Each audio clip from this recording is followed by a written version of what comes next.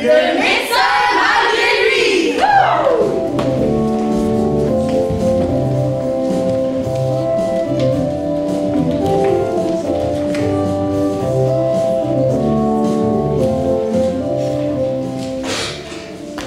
Oh non, je te dis que je n'en veux rien faire et que c'est à moi de parler et d'être le maître.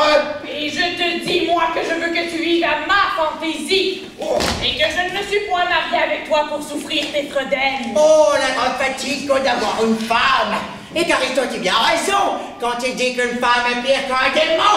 Voyez un peu l'habile homme avec son bénet d'Aristote. Oui, habile homme. Trouve-moi un faiseur de fagots qui sache comme moi raisonner des choses et qui ait servi 6 ans un fameux médecin. Peste du bouffier épais. Peste de la carogne. Que maudit soit l'heure et le jour où je m'avisais d'aller dérouiller. Que maudit soit le bec cornu du notaire qui me fit signer ma ruine.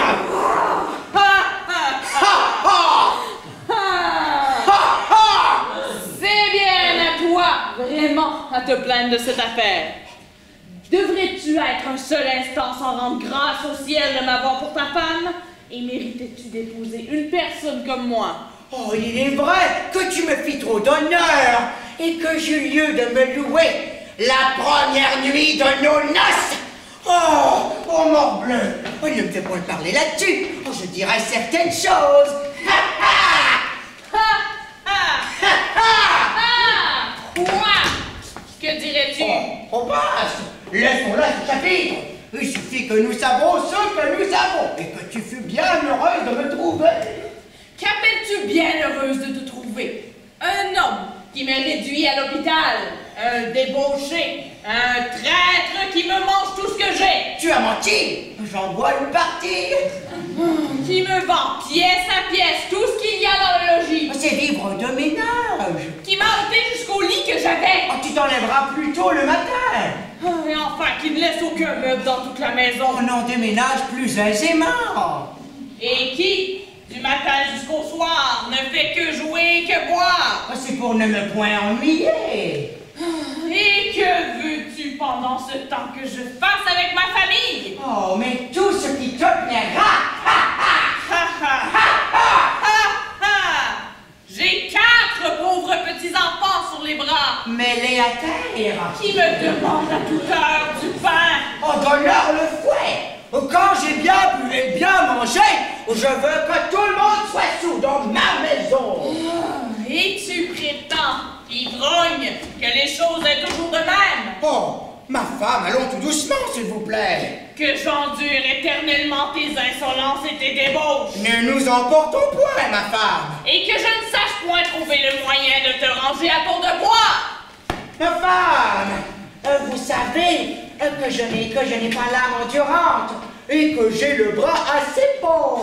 Je me moque de tes menaces. Ma petite femme, mamie, votre peau vous démange à votre ordinaire. Je te montrerai bien que je ne te crains nullement. Ma chère moitié, vous avez envie de me dérober quelque chose?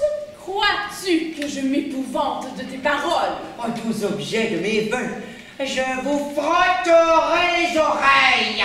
Ivrogne que tu es! Oh!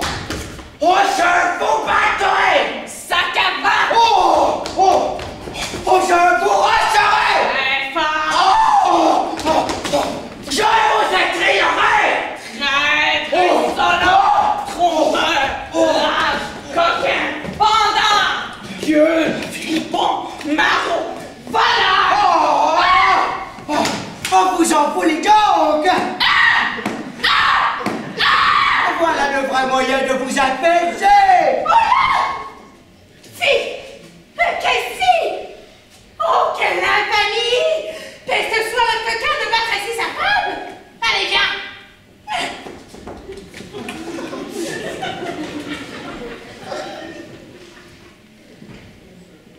Et je veux qu'il me batte, moi. Alors j'y consens de tout mon cœur! De quoi vous mêlez-vous? J'ai tort! Est-ce là votre affaire? Vous avez raison! Voyez un peu cet impertinent qui veut empêcher les maris de battre leurs femmes. Je me rétracte! Qu'avez-vous à voir là-dessus? Rien! Est-ce à vous d'y mettre le nez? Oui!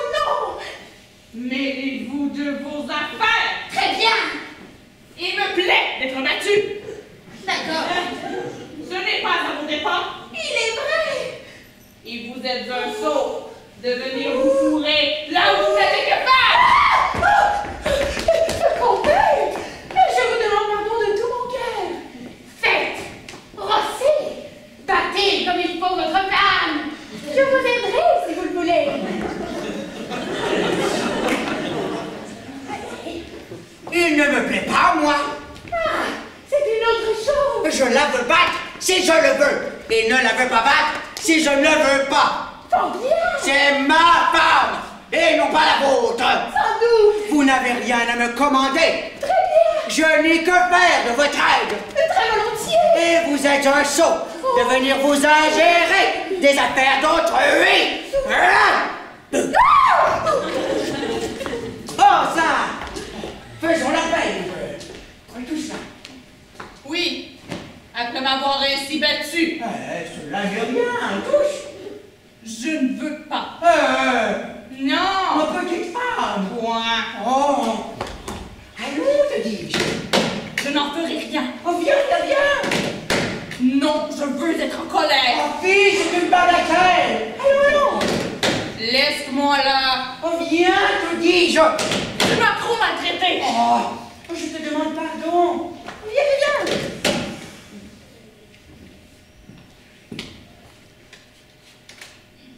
Je te pardonne. Mais tu me le paieras. Oh, tu es une folle. Prends garde à cela. Oh, ce sont petites choses qui sont de temps en temps nécessaires dans l'amitié. Et 5 ou 6 coups de bâton entre gens qui s'aiment. On ne faut que ragaillardir l'affection. On va. Je m'en vais au bois. Oh, et je te promets aujourd'hui plus d'un sang de fagot. Va. Quelques mines que je passe. Je n'oublie pas mon ressentiment et je brûle en moi-même de te punir des coups que tu me donnes. Je sais bien qu'une femme a toujours entre les mains de quoi se venger de mari, mais c'est une punition trop délicate pour mon pendard. Je veux une vengeance qui se fasse un peu mieux sentir. Et ce n'est pas contentement à l'injure que j'ai reçue. Ah, gueule! J'avais pris l'ordre d'une gueule de commission, et je ne sais pas où est-ce que je pense en attraper. Oh, que veux-tu, mon pauvre nourricier? Oh, il faut bien obéir à notre maître, et nous avons intérêt l'un et l'autre à la santé de sa fille, notre maîtresse. Et sans doute son mariage différé par sa maladie nous vaudrait bien quelques récompenses. Ouais. Oh, et bien qu'elle ait fait voir de l'amitié pour un certain Léon, je sais bien que son père n'a jamais voulu consentir à le recevoir pour son genre. Ouais. Ne puis-je point trouver quelques inventions pour me venger? Mais quelle fantaisie, c'est cette bouteille-là dans la tête, puisque tous les médecins y avons perdu leur latin. Oh, on trouve quelquefois, à force de chercher ce qu'on ne trouve pas d'abord. Et bien souvent, en de simples lieux. Oui, il faut que je m'en venge. Et à quelque prix que ce soit. Ces coups de bâton me reviennent au cœur et je ne les saurais digérer. Ah! Messieurs, je vous demande pardon. Je ne vous voyais pas et cherchais en ma tête quelque chose qui m'embarrasse. Oh, chacun a ses soins dans le monde. Nous cherchons aussi ce que nous voudrions bien trouver. Serait-ce quelque chose où je puisse vous aider? Oh, c'est là que je voudrais faire. Oh, nous tâcherons de rencontrer quelques amis, quelques fameux médecins qui pu donner quelques soulagements à la fille de notre maître, atteinte d'une maladie qui lui a ôté tout d'un coup. Plus ardemment. Bon, plusieurs médecins ont déjà épuisé toute leur science auprès d'elle. Mais on trouve parfois des gens avec des secrets admirables de certains remèdes particuliers qui font bien souvent ce que les autres n'ont su faire. Et c'est là ce que nous cherchons. Ah, que le ciel m'inspire une admirable invention pour me venger de mon pendant. Vous ne pouviez pas mieux vous adresser pour rencontrer ce que vous cherchez? Nous avons ici un homme, le plus merveilleux homme du monde pour les maladies désespérées. Et de grâce pour nous rencontrer. Vous le trouverez maintenant vers ce petit lieu que voilà, qui s'amuse à couper du bois. Un médecin qui coupe du bois.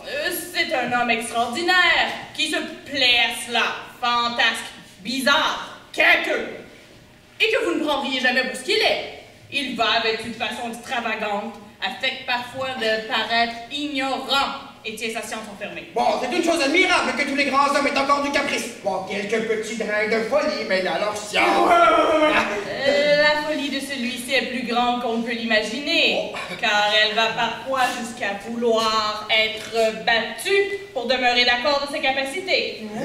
Et je vous donne avis que vous n'en viendrez point à bout, qu'il n'avouera jamais qu'il est médecin, que si vous ne preniez chacun bâton et ne le réduisiez à force de coups à vous admettre à la fin ce qu'il vous cachera d'abord. C'est ainsi que nous en usons quand nous avons besoin de lui. Oh, voilà une étrange folie. Il est vrai, mais après vous verrez, il fait des merveilles. Et comment s'appelle-t-il? Il s'appelle Sganarelle. Oh, Il est aisé à reconnaître, c'est un homme qui porte une fraise avec un habit jaune et vert. Un habit jaune et mort! C'est donc le médecin des perroquets! Mais est-il bien vrai que c'est aussi habile que vous le dites? Comment? C'est un homme qui fait des miracles. Il y a 3 semaines encore, qu'un jeune enfant de 12 ans tomba du haut du clocher et se brisa sur le pavé la tête, les bras et les jambes. On y eut pas plutôt amené notre homme qui le frotta par tout le corps d'un certain longueur qu'il sait faire. Et aussitôt, l'enfant se leva sur ses pieds et courut jouer à la faussette. Il faut que cet homme-là ait la médecine universelle. Qui en doute? Hey, qu'est-ce qu'il est? Voilà justement l'homme qu'il nous faut! Allons vite le chercher! Oh, nous vous remercions du plaisir que vous nous faites. Mais surtout, n'oubliez pas l'avertissement que je vous ai donné. Morgane! S'il ne tient qu'à battre, la bâche est à nous! Pif paf pouf! Nous sommes ravis de cette rencontre et j'en conçois pour moi la meilleure espérance du monde. Ouais.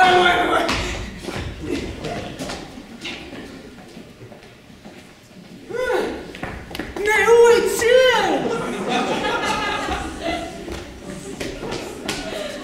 Non.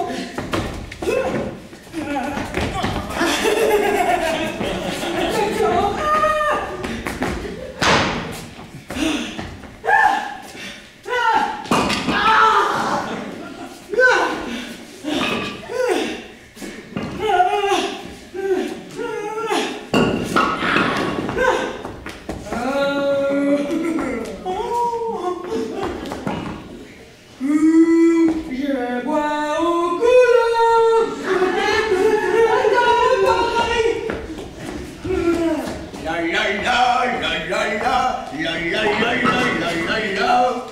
J'entends quelqu'un qui chante. Et qui coupe du bois. Oh ma foi, c'est assez travaillé pour un bon coup. Pour un nom un peu d'Allemagne. Oh, qu'ils sont doux, bouteille de mamie. Qu'ils sont doux, mon petit glouglou. Ah, bouteille de mamie, oh, pourquoi vous videz-vous? Alors, mon bleu, il ne faut point engendrer de mélancolie. Oh, le voilà lui-même. Je pense que vous êtes prêts et que j'avais goûté le nez dessus. Voyons de près. Oh, ma petite préponne. Oh, que je t'aime, mon petit bouchon.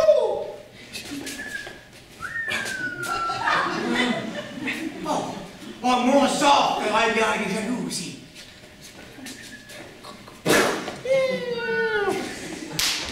Un candidat à qui on vole ces gens-là? Oh, c'est lui, assurément. Le lot craché, comme on nous l'a défiguré. Il se consulte en me regardant. Mais quel dessein aurait-il?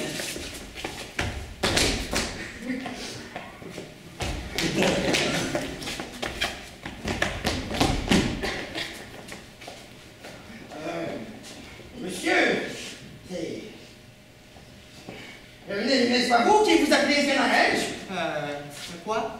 Je me demande si ce n'est pas vous qui se nomme Zénarège. Oui et non, selon ce que vous lui voulez. Oh, nous ne voulons que lui faire toutes les civilités que nous pouvons. En ce cas, c'est moi qui se nomme Zénarège. Oh, nous sommes ravis de vous voir. On nous adressait à vous pour ce que nous cherchons, et nous venons implorer votre aide, dont nous avons besoin. Si c'est quelque chose, messieurs, qui dépend de mon petit négoce, je suis tout prêt à vous rendre service. Ah, monsieur, c'est trop grave ce que vous nous faites. Monsieur.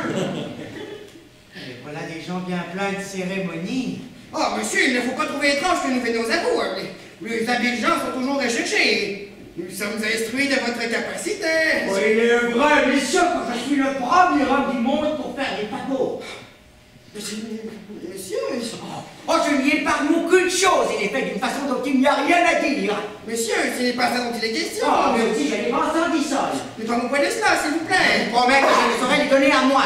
Monsieur, nous savons les choses. Si vous savez les choses, vous savez quand je les vends cela. Monsieur, c'est ce moquet. Je ne me moque point, je n'en plus rien à battre. Parlons d'autre façon, de grâce. Vous n'en pourrez trouver d'autre part ailleurs. Il y a pago et pago. Oh, mais pour ce que je paie. Faut-il, monsieur, qu'un homme comme vous s'abaisse à parler de la sorte? J'amuse à ces grossières fêtes. qu'un homme si savant, un fameux médecin comme vous êtes, peut se déguiser aux yeux du monde et tenir enterré tous les bons talents qu'il a. Oui, ils sont fous. Il est inutile de dissimuler avec nous. Quoi? Tout ce tripotage ne sert à rien. Je savon sans que je savon. Quoi donc? Que me voulez-vous dire? Pour qui me prenez-vous? Pour ce que vous êtes. Pour un grand médecin. Oui. Oh, médecin vous-même! Je ne suis pas et ne l'ai jamais été! Voilà sa folie qui le tient!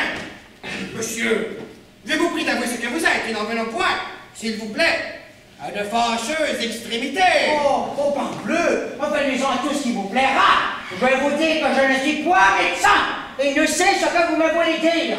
Je vois qu'il faut se servir du remède. Monsieur, encore un coup. Je vous prie d'avouer ce que vous êtes. Hey, Bartier, ne lance pas des points d'avantage. J'ai confessé à la franquette que vous êtes médecin. J'enrage! À quoi bon nier ce conseil? Pourquoi t'as ces problèmes-là? Et à quoi est-ce que ça vous sort?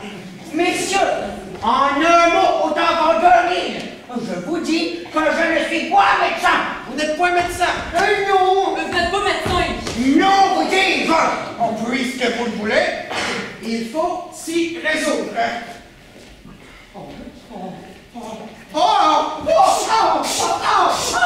Monsieur, je suis tout ce qui vous plaira. Pourquoi nous obligez-vous à cette violence? À quoi bon nous broyer la peine de battre? Je vous assure que j'en ai tous les regrets du monde.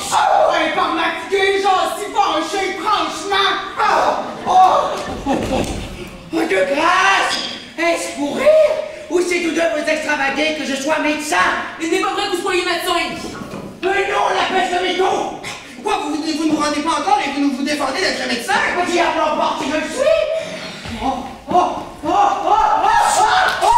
Monsieur, puisque vous le trouvez bon, je suis médecin! Je suis médecin! Apothicaire! Vous le trouvez bon? J'aime mieux consentir à tout que de me faire assommer! Voilà qui va bien, monsieur. Je suis ravi de vous voir aussi raisonnable. Vous me poutez la joie au cœur quand je vous vois parler comme ça. Et je vous demande pardon de toute mon âme. Je vous demande excuse d'être Bartier de Japon prise. Ouais. Serait-ce moi qui me tromperais? Et serais-je devenu médecin sans mon être aperçu? Vous ne pourrez pas en tirer pas avec nous, et vous verrez assurément que vous en serez satisfait. Mais messieurs, dites-moi, ne vous trompez-vous point vous-même? Est-il bien assuré que je sois médecin? Oui, par ma fille. Tout bon? Mais sans doute. Diable emporte si je le savais! Mais comment? Vous êtes le plus habile médecin du monde. Un médecin qui a gardé je ne sais combien de maladies. Dieu! Un petit enfant de 12 ans se laisse choir du haut du clocher. De quoi il eut la tête, les jambes et les bras cassés. Et vous? Avec je ne sais quel onguent, faites consulter se relever sur ses pieds et sortir jouer à la poussière. Diantre! Vous serez contentement avec nous et vous verrez assurément que vous en serez satisfait. Vous gagnerez ce que vous voudrez. Je gagnerai ce que je voudrais? Oui. Messieurs, je suis médecin sans contredire. Je l'avais oublié, mais je m'en ressouviens. De quoi est-il question? Où faut-il se transporter? Nous vous conduirons. Il est question d'une fille qui a perdu la parole. Ma foi, je ne l'ai pas trouvé. Il est mari. Allons, monsieur. Changera de médecin? Nous en prendrons une. Donnez cela, mon sirop. Et vous, marchez là-dessus, par ordonnance du médecin. C'est un game! Voilà un médecin qui me plaît! Je crois qu'il réussira, car il est bouffon!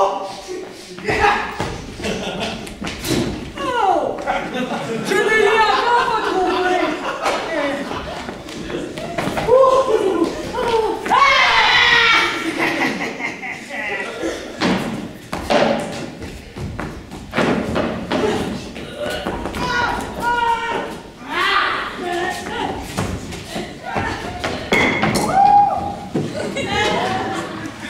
Oui, monsieur, je crois que vous serez satisfait. Nous vous avons amené le plus grand médecin du monde. Hey, Morgane! Il faut tirer l'échelle après ceci-là, et tous les autres ne sont pas dingues de les déchausser ses souliers! C'est un homme qui fait des cures merveilleuses. Qui a guéri des gens qui étaient morts! Il il est un peu capricieux, comme je vous ai dit. Il a des moments où son esprit s'échappe et ne connaît pas ce qu'il aime. Oui, il aime à bouffonner. Et il en dirait parfois, vous en déplaise, qu'il a quelques petits coups de hache à la tête. Oh, mais dans le fond, il est toute science! Mais il dit des choses tout à fait relevées. Oh oui, quand il s'y botte, il parle tout fin et droit, comme s'il lisait dans un livre. Oh, sa réputation est déjà bien répandue ici. Et tout le monde vient à lui. Oui. Bon, je me prie de voir. Faites-le moi vite venir. Par ma fille, monsieur. Tu feras justement ce qu'ont fait les autres. Et je pense que ce sera que aussi que mis. Et la meilleure médecine que l'on pourrait bailler à votre fille, ce serait selon moi un péon et bon mari pour qui elle eut de l'amitié. Ouais, Maurice, mamie, vous méritez bien des choses. Taisez-vous, notre ménagère Jean-Glenn. Pas à vous acheter le votre fille. Je vous dis que tous ces médecins-là n'y feront rien. Et qu'un mari est une emploi qui guérit tous les maux des filles. Lorsque j'ai été dans le dessein de la marier, ne s'est-elle pas opposé à mes volontés? Je crois bien. Vous lui vouliez bailler qu'un homme qu'elle n'aime point. Que ne preniez-vous ce monsieur Liandre qui lui touchait au cœur? Elle aurait été fort obéissante. Et je m'en vais gager qu'elle les prendrait lit. Comme aller, si vous l'allez vous y donner. Oh, ce Léandre n'est pas ce qu'il lui faut. Oh, il n'y a pas du bien comme l'autre. Il a un oncle qui est si riche, dont il est héritier. Oh, tous ces biens à venir me semblent autant de chansons. Et l'on a le temps d'avoir les dents longues lorsqu'on attend pour vivre le trépas de quelqu'un. Les mères et les mères ont cette maudite coutume de demander toujours qu'a-t-il et qu'a-t-elle? Et j'aimerais mieux bailler à ma fille un bon mari qui lui fût agréable que toutes les rampes de la Biole. Peste! Madame la nourrice, que vous dégoisez! Taisez-vous, je vous prie. Vous prenez trop de soin et vous échauffez votre lait. Morgueil! C'est toi qui est partisane! Monsieur n'a que faire de tes discours et il sait ce qu'il a à faire! Mais toi de donner la tête à ton enfant sans t'en faire la raisonneuse! Monsieur est le père de sa fille et il est bon et sage pour voir ce qu'il est bon! Non, Doudou! Mais monsieur, je veux un peu la mortifier! Il y a trop de respect qu'elle vous doit! Oui, mais tous ces gestes ne sont pas nécessaires. Oh, monsieur, préparez-vous. Voici notre médecin qui entre. Oh, monsieur, je suis ravie de vous voir chez moi et nous avons grand besoin de vous. Hippocrate dit que nous nous couvrions tous deux. Oh, Hippocrate dit cela? Oh, oui. Dans quel chapitre, s'il vous plaît? Oh, dans son chapitre, deux chapeaux. Oh, puisqu'Hippocrate le dit, il le faut faire. Monsieur le médecin, allons d'après les merveilleuses choses. À qui parlez-vous, de grâce? À vous? Oh, je ne suis pas médecin. Vous n'êtes pas médecin? Non, vraiment. Tout bon? Tout bon. Vous êtes médecin maintenant? Quels abdos m'avez-vous l'amené? Je vous avais bien dit que c'était un médecin goguenard. Oh oui, mais je l'enverrai promener avec ses goguenarderies. Ne prenez pas garde à ça, monsieur! Ce n'est que pour rire! Cette raillerie ne me plaît pas. Oh, monsieur, je vous demande pardon de la liberté politique. Oh, monsieur, je suis votre serviteur. Oh, je suis fâché. Oh, cela n'est rien. Des coups de Il bâton n'y a pas de mal. que j'ai eu l'honneur de vous donner. Ne parlons plus de cela. Monsieur, j'ai une fille qui est tombée dans une étrange maladie. Oh, je suis ravi, monsieur, que votre fille ait besoin de moi. Oh, je me suis obligée de ce sentiment. Je vous assure que c'est du meilleur de mon âme dont je vous parle. C'est trop d'honneur que vous me faites. Comment s'appelle votre fille? Lucinde. Oh, Lucinde. Oh, beau nom médicamenté. Lucinde. Je m'en vais voir un peu ce qu'elle fait. Oh, qui est cette grande femme-là? C'est la nourrice d'un petit enfant. Oh, peste! Le joli meuble que voilà! Oh, nourrice, charmante nourrice, toute la médecine la très humble esclave de votre nourricerie. Oh, et je voudrais bien être le petit poupon fortuné qui t'étale le lait devant ma grâce! Toute ma science, toute ma médecine, toute ma capacité est à votre service. Avec votre permission, monsieur le médecin, laissez-la ma femme, je vous prie. Est-elle votre femme? Oui. Oh, vraiment, je ne savais pas cela. Je me réjouis pour l'amour de l'un et de l'autre. Tout doucement, s'il vous plaît. Mais je vous assure que je suis ravi que tous deux soyez unis ensemble. Et si je la félicite d'avoir un mari comme vous, je vous félicite, vous, d'avoir une femme si belle, si sage et si bien faite comme elle est. Fatigué, monsieur le médecin. Moins tant de compliments, je vous supplie. Monsieur, voici tout à l'heure ma fille qu'on va vous amener. Je l'attends, monsieur, avec toute la médecine. Où est-elle? Là-dedans. Fort bien. Mais comme je m'intéresse à toute votre famille, il faut que j'essaie le lait de votre nourrice et que je visite son sein. Nanay, je n'ai qu'à faire de ça. C'est le fils du médecin de voir les tétans des nourrices. Il n'y a pas fils qui tienne. Je suis votre serviteur. As-tu bien la hardiesse de t'opposer à un médecin? Hors de là! Je me moque de ça. Je te donnerai la fièvre! Oh, toi de là aussi! Est-ce que je ne suis pas assez grande pour me défendre moi-même s'il me fait quelque chose qu'il ne soit pas à faire? Je ne veux pas qu'il te tente, moi. Mon fils! Le vilain qui est jaloux de sa femme! Voici ma fille.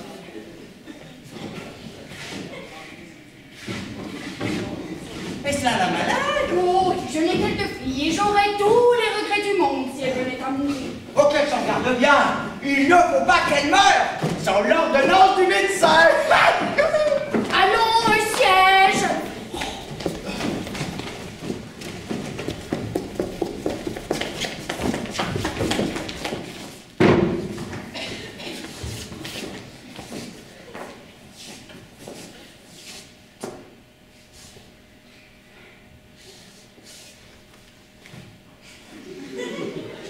Voilà une malade qui n'est pas tant dégoûtante. Et je tiens qu'un homme bien sain s'en accommoderait, c'est... Vous l'avez fait rire, monsieur. Tant mieux. Lorsque le médecin guérit le malade, c'est le meilleur signe au monde. Eh bien, et qu'avez-vous? De quoi est-il question? Quel est le mal que vous sentez?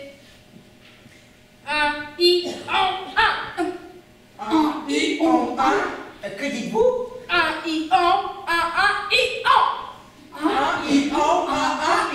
Quoi?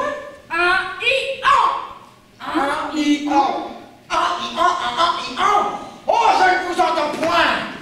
Quel diable de langage est cela? Monsieur, cela, ça moi le dit. Elle est devenue muette sans que jusqu'ici on n'en ait pu savoir la cause. Et c'est un accident qui a fait reculer son mariage. Et pourquoi? Celui qu'elle doit épouser veut attendre sa guérison avant de conclure les choses. Oh, mais qui est ce sot-là qui ne veut pas que sa femme soit muette?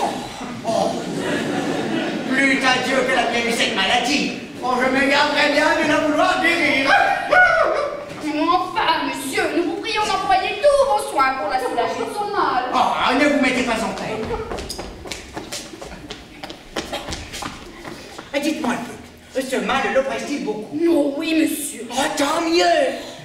Sent-elle de grandes douleurs? Fort grand. C'est fort bien. Va-t-elle, vous savez? Oui. Copieusement? Je n'entends rien à cela. La matière est-elle louable? Je ne connais pas ces choses. Donnez-moi votre bras.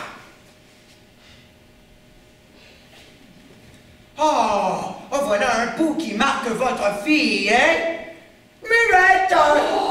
C'est cela, monsieur, vous l'avez trouvé tout du premier coup. Vous voyez comme il a deviné sa maladie.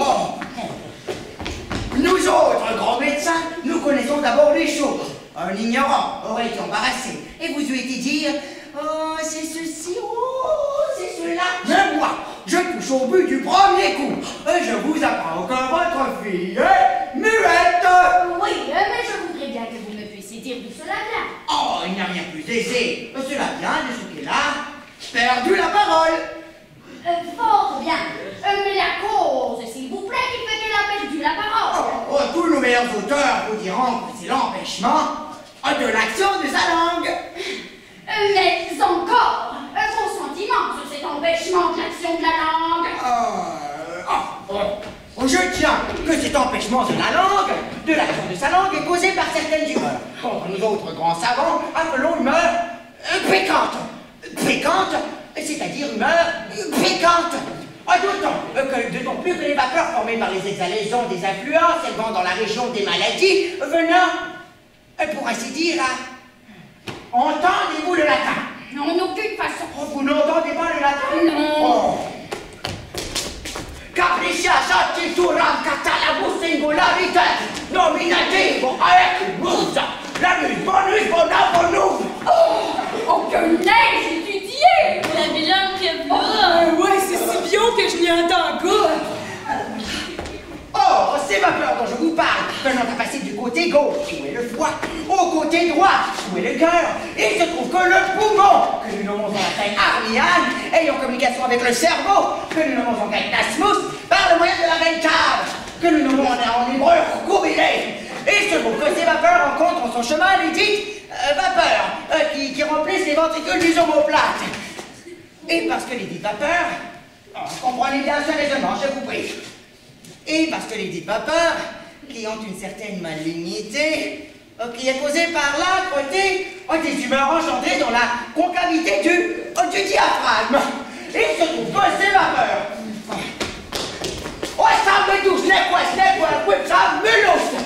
Voilà justement ce qui fait que votre fille est muette.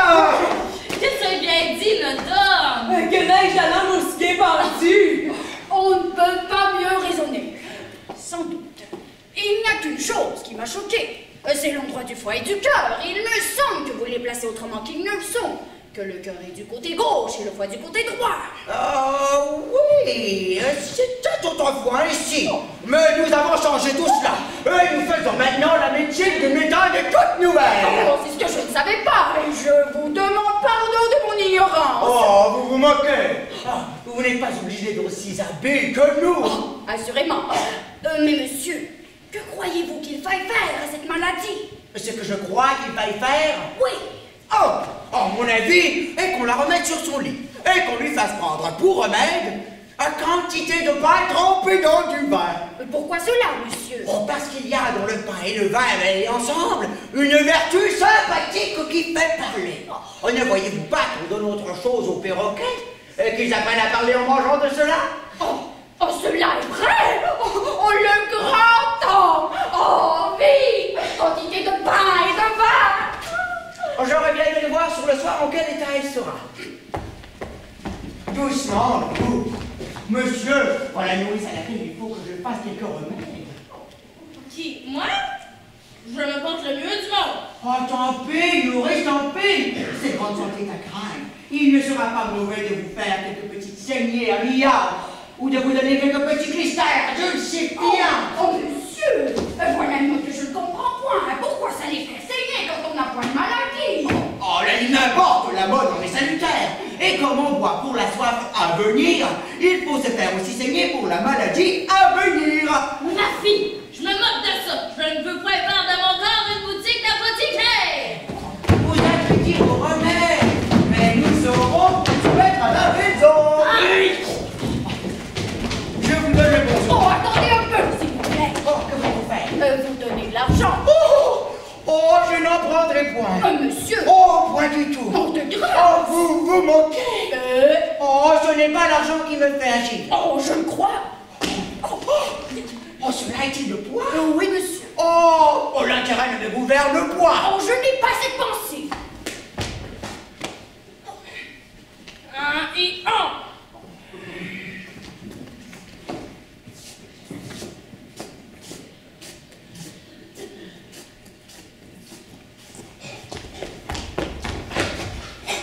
Ma foi, cela ne va pas mal.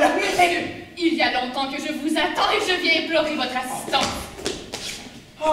Voilà un pouls qui est fort mauvais. Je ne suis pas malade, monsieur. Et ce n'est pas pour cela que je viens à vous. Et si vous n'êtes malade, qu'un diable, me le dites-vous donc. Non. Pour vous dire la chose en 2 mots, je m'appelle Léandre, qui suis amoureux de Lucinde que vous venez de visiter.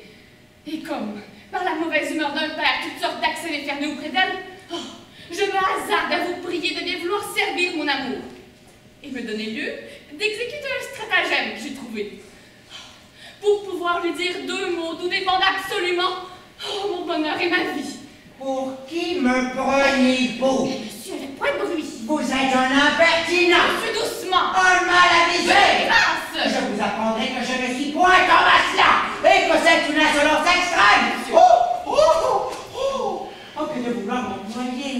Oh, je ne parlerai pas de vous, car vous êtes honnête homme, et je serais ravi de vous rendre service. Je vous demande pardon de la liberté. Vous moquez. De quoi est-il question? Vous saurez donc, monsieur, que la maladie que vous voulez guérir est une fausse maladie. Les médecins ont raisonné là-dessus. Ils n'ont pas manqué de dire que cela procédait qui du cerveau, qui des entrailles, qui de la rate, qui du foie, mais il est certain que l'amour en est la véritable cause. Et que Lucinde n'a trouvé cette maladie que pour être délivrée de mariage doit être importunée. Eh bien, de crainte qu'on y voit ensemble, retirons-nous d'ici. Et je vous dirai en marchant ce que je souhaite de vous. Allons, monsieur, ou la malade crèvera, ou bien elle sera à vous.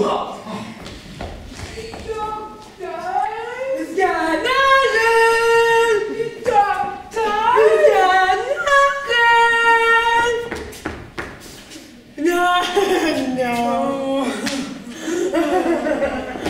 Oh, mon ami.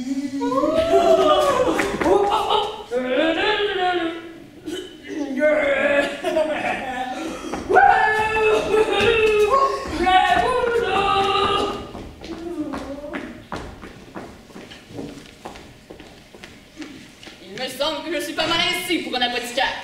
Sans doute. Et comme le père m'a guère vu, ce changement d'habit est assez capable, je crois, de me déguiser à ses yeux. Sans aucun doute. Tout ce que je souhaiterais savoir serait 5 ou 6 grands mots de médecine pour parer mon discours et me donner l'air de l'habilhomme. Allez, tout cela n'est pas nécessaire. Il suffit de l'habit et je n'en sais pas plus que vous. Comment? Un diable emporte si j'entends rien en médecine. Quoi, vous n'êtes pas effectivement... Oh non, vous dis-je, ils m'ont fait médecin malgré mes dents. Je ne m'étais jamais mêlé d'être aussi savant que cela. Toutes mes études n'ont été que jusqu'en 6e. Je ne sais sur quoi cette imagination leur est venue. Mais quand j'ai vu qu'à toute force, ils voulaient que je fusse médecin, je me suis résolu de l'être. Je trouve que c'est le meilleur métier de tous. Les mévues ne sont pas pour nous. Et c'est toujours la faute de celui qui meurt. Et le bon de cette profession est qu'il y a parmi les morts une honnêteté, une discrétion la plus grande du monde. Et jamais on n'en se voit plaindre du médecin qui l'a tué. Il est vrai que les morts sont fort honnêtes gens là-dessus. Voilà des gens qui ont la mine de me venir consulter. Allez toujours m'attendre auprès du logis de votre maîtresse. Oh, monsieur! Je venais vous prier. Je venais vous demander conseil. Qu'y a-t-il? Sa pauvre mère, qui en a parette, est dans un lit, malade. Il y a 6 mois. Que voulez-vous que j'y fasse? Je voudrais, monsieur, que vous nous baillissiez quelques petites drôleries là, pour la guérir. Il faut voir de quoi est-ce qu'elle est malade. Elle est malade, monsieur. D'hypocrisie. D'hypocrisie? Oui! C'est-à-dire qu'elle est enflée partout. Elle a dit que c'est quantité de sariosité qu'elle a dans le corps. Et que son foie, son ventre ou sa rate, comme vous voudrez l'appeler, au lieu de faire du sang, ne font plus que de l'eau. Il lui prend parfois des syncoles et des conversions. Nous croyons qu'elle est passée. Et on entend dans le fond de sa gorge des flammes qui sont toutes prêtes à l'étouffer. Et alors de toujours là, la fièvre quotidienne, avec des lassitudes et des douleurs dans les muscles des jambes. Venons-en au fait, mes amis. Venons au fait. Le fait est, monsieur, que je venons vous prier de me dire ce qu'il faut que je fasse. Je ne vous entends point du tout. Oh, mais monsieur, ma mère est malade. Et v'là 2 écus que je vous voie, on l'a pour nous voyer que grand-mère. Je vous entends maintenant. Vous dites que votre mère est malade d'hydropisie. Qu'elle est enflée par tout le corps. Qu'elle a de la fièvre. Des douleurs dans les jambes. Et qu'il lui prend parfois des syncopes. Et des convulsions. C'est-à-dire des évanouissements. Maintenant, vous me demandez un remède. C'est justement ça. Un remède pour la guérir. Oui, monsieur. Ah. Oh. Oh. Il est bien rangé. Oh. Voilà un morceau de fromage qu'il faut que vous lui fassiez prendre. Du fromage, monsieur? Ah oui, c'est un fromage préparé où il entre de l'or, des perles, du corail et quantité d'autres choses précieuses. Je vous somme bien obligé, monsieur. Et j'allons lui faire prendre ça tout à l'heure. Oh, allons. Oh, si vous êtes à mourir, ne manquez pas de la faire enterrer du mieux que vous pourrez. Du fromage. Oh, voilà la belle nourrice. Oh, nourrice de mon cœur, que je suis ravi de cette rencontre. Et votre vue est la rhubarbe qui purge toute la mélancolie de mon âme. Ça va finir, monsieur le médecin. C'est trop bien dit pour moi et je n'entends rien, tout va de la tête. Oh, devenez malade, nourrice. Je vous prie, devenez malade pour l'amour de moi. J'aurai toutes les joies du monde à vous guérir. Je suis votre servante, j'aime bien mieux qu'on ne me guérisse pas. Oh, que je vous plains, nourrice, d'avoir un mari jaloux et fâcheux comme celui que vous avez. Calmez-vous, monsieur, c'est pour la pénitence de mes fautes. Et là où la chevalier, il faut vaincre les bras. Comment? Un rustre comme cela? Un homme qui vous observe toujours et qui ne veut pas que personne ne vous parle? Hélas, monsieur, vous n'avez rien vu encore et ce n'est qu'un petit échantillon de sa mauvaise humeur. Oh, est-il possible? Et qu'un homme ait la main assez basse pour maltraiter une personne comme vous? Oh, que j'en sais, belle nourrice, et qui ne sont pas loin d'ici, qui se tiendra heureux de baiser seulement le petit bout de vos boutons. Pourquoi faut-il qu'une personne si bien faite soit tombée en de telles mains? Et qu'un un stupide, un sot! Pardonnez-moi, nourrice, si je parle ainsi de votre mari, mais... Hey, je sais bien qu'il mérite tous ces noms-là. Oh, il le mérite bien, oui! Et s'il était assez heureux, nourrice pour être choisi. Non!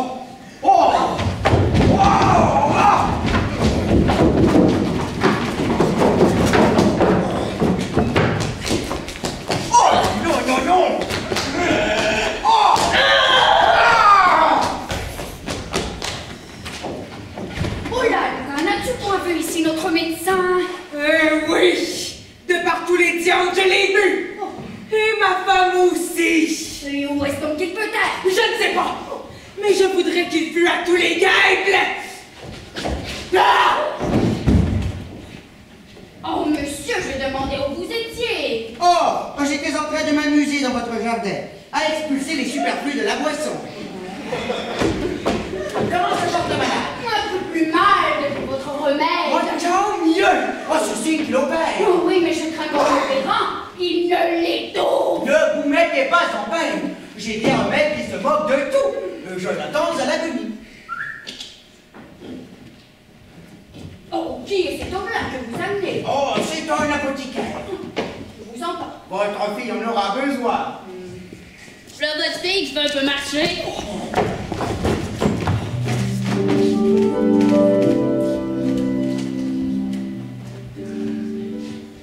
Allez-vous-en, monsieur l'apothicaire. Tâtez un peu son pouls Afin que je raisonne tantôt avec vous de sa maladie.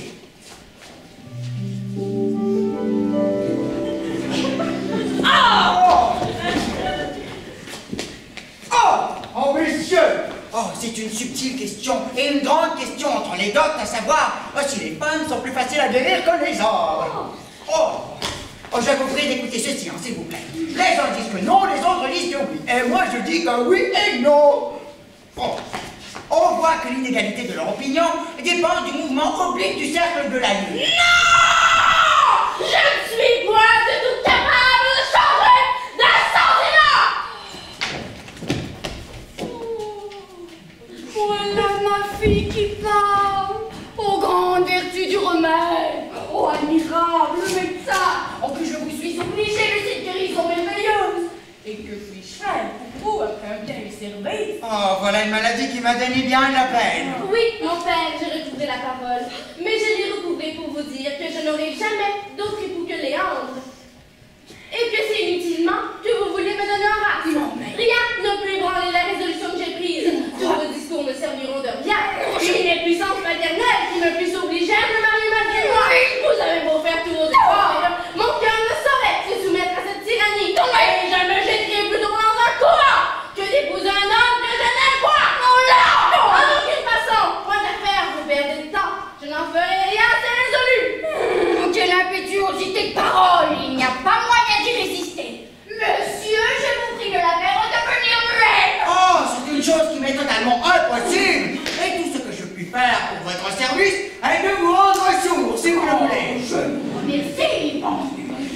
Toutes vos raisons ne gagneront rien sur mon âme. Tu épouseras Horace dès ce soir. J'épouserai plutôt la mort. Mon Dieu, arrêtez-vous!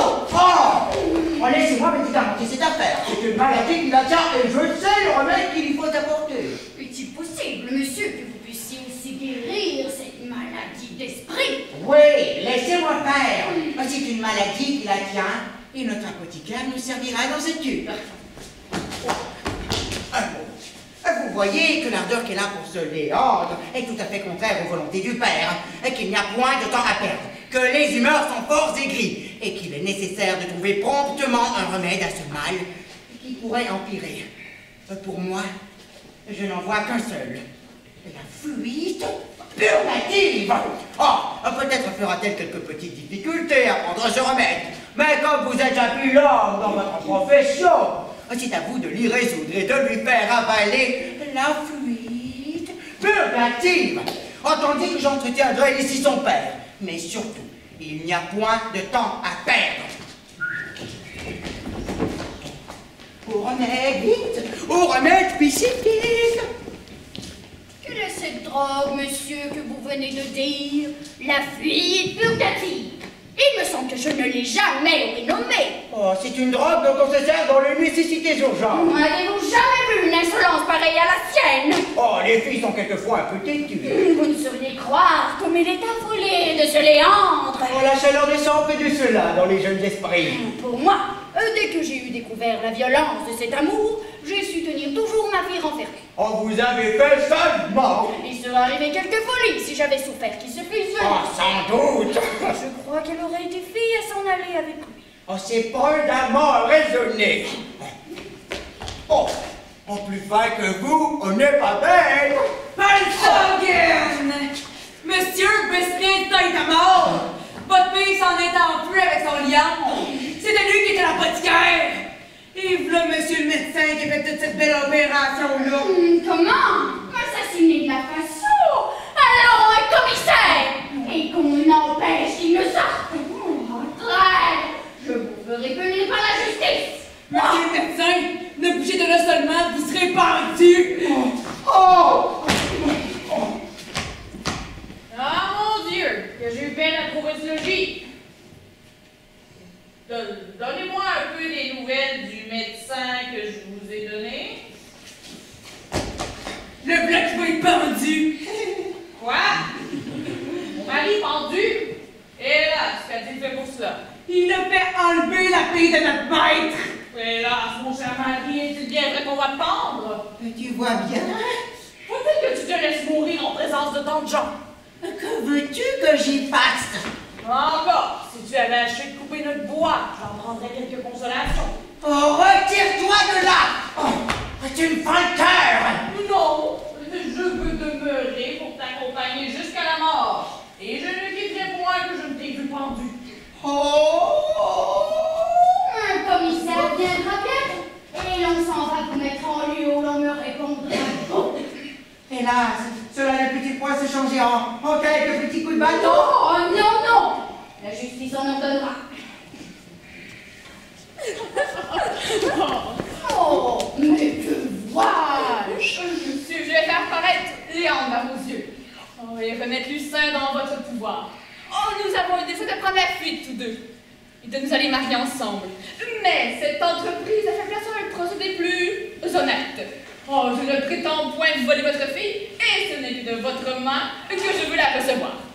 Ce que je vous dirais, monsieur, c'est que je viens tout à l'heure de recevoir une lettre, par où j'apprends que mon oncle est mort, et que je suis héritier de tous ses biens. Oh, votre vertu est tout à fait considérable, et je vous donne ma fille avec la plus grande joie du monde. Oh, la médecine l'a échappé belle! Puisque tu ne seras point pendu, rends-moi au moins grâce d'être un médecin, car c'est moi qui t'ai procuré cet honneur. Oui, mais c'est toi qui me procurais je ne sais combien de coups de bâton. Oh, l'effet est trop beau pour en garder du ressentiment. En soi, je te pardonne de ces coups de bâton en faveur de la dignité où tu m'as élevé. Mais prépare-toi désormais à vivre dans un grand respect avec un homme de ma conséquence. Et songe que la colère d'un médecin est plus à craindre qu'on ne le peut croire. Ivrogne que tu es! Oh! Je vous